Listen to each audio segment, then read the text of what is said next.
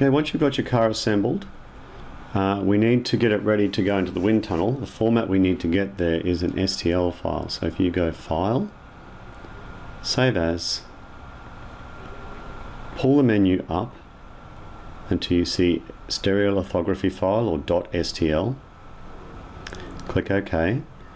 As this dialog box comes up, it'll always default to this one it wants to set. If you go 0.001, enter. Click OK. And what it's going to do is cover your car entirely with little triangles. So it's going to map out the shape using tiny triangles and thousands of them. And once you see the pink, it means it's been saved. So you don't need to save it anywhere, you just need to know where it is in that folder. Then I want you to open up your flow design. Now you want to load, I don't want any of these shapes here. I want to just load a new car from my machine. I'm going to navigate through to where that car is. Go into 9Tech, CO2 Racer. In the model folder, in the start part, here's my new one. And I'm looking for an STL. So CO2 Racer.stl. Okay, some settings that I want you to check. Now, if you click with your left mouse button, you can turn. If you click and hold it, you can turn and move the car around. If you click on side, top, or side, it changes the air curtain. So the air curtain goes from a horizontal curtain to a side curtain to a top curtain. So you can change which way the air comes through. Side curtain is the one we want. We want that one running right there. If you look at the navigation bar will take it back. You can move it with the navigation bar. You can move it to the front. You can zoom with your mouse wheel in or out. If you go home, it takes it back to the side view again. Now if you hold the right hand mouse button, you can move it. So if you click on it, you can move it up and down, and you can zoom in on it. So whenever you take your screenshots that we're going to use, I want you to use the screenshot about this size, the car about half the screen length. Now let's just have a quick look at some settings. I want you to make sure these are the same. What this is giving is meters per second of wind velocity over your shape.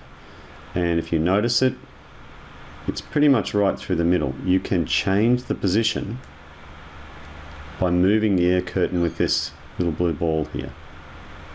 So if I move it to different spots and then go back to default, you'll see what the airflow is just around at that point. I could go to right on the very edge. If you drag it out, you can only go so far. It'll only let you go to the edge of your vehicle. Let's go back and see what that looks like. So what we've got here is the turbulence right over my wheels. Okay, some settings I want you to make sure you check.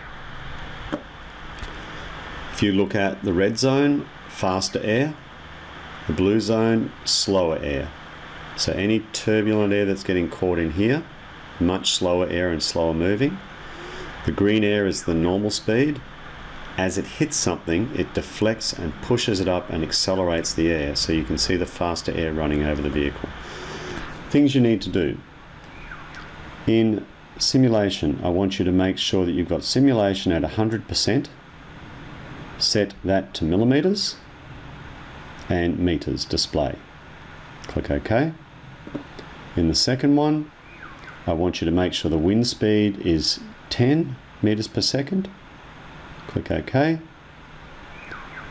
Orientation, if for some reason your vehicle was on its side or upside down, if you move these slide bars, you'll be able to straighten it back so it's on its feet on the wheels again. So that's just a way of getting it back on its feet.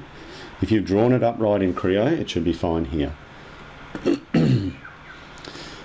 You can use the airflow in 3D or 2D. 3D will demand so much of your processor you won't be able to do it, so keep it in 2D. The velocity, you can use air pressure, which again tends to chew up a lot of processing time. I think we just keep it. in velocity mode. You can see my processor struggling now.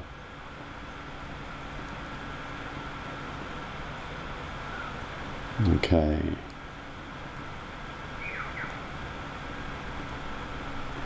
Velocity mode. Flow lines is the next one I'm chasing. I can look at some information about the drag coefficient, but I'm just going to grab flow lines back again. If you click on drag plot, it'll give you some drag information about where that curtain's running over your vehicle. I want you to make sure that you always use the tube lines and not particle. Tube line gives you a lot more information. The settings, I want you to repeat these. So your count is 1500, speed is 100, size of the particles 29, probably make that 30 so it's nice and even, and 50 for the length of lines. So click the same as that, and then like I showed you before, you can either create the curtain horizontal or vertical, and vertical is where we want it. So I'm going to turn the plots off. Now remembering you can turn your vehicle, and what we're going to be looking at, if I was to go front, zoom right in, and we're going to be looking at 3 positions that we get the air curtain in. One right in the middle of the vehicle, one 25% of the way across, one halfway across, one 75% across, and one 100% across. So you've got 1, 2, 3, 4, 5 positions for the air curtain. You go back to side on view. Remember, when you take screenshots, I want you to zoom in to about this size so you can see the airflow around the vehicle. Right click and drag the car down so that you can see probably wheels level with this status bar on the side, so that you can see incoming air running over your vehicle and exiting, and have a look at some of the turbulence that's happening. And we're going to do this for your 3 different vehicles. Okay, for a screenshot, all you've got to do is, there's a button on your screen, you may or may not, it's this one here. If I downsize that, if you look at the escape button on your keyboard, the one below it with a little squiggle on it, if I click that, you'll hear a click sound. If I go to the folder on your desktop which says screens,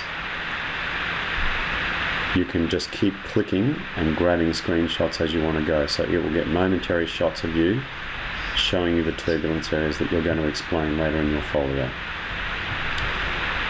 Okay, that's it. We're done with that. The flow software is running fine.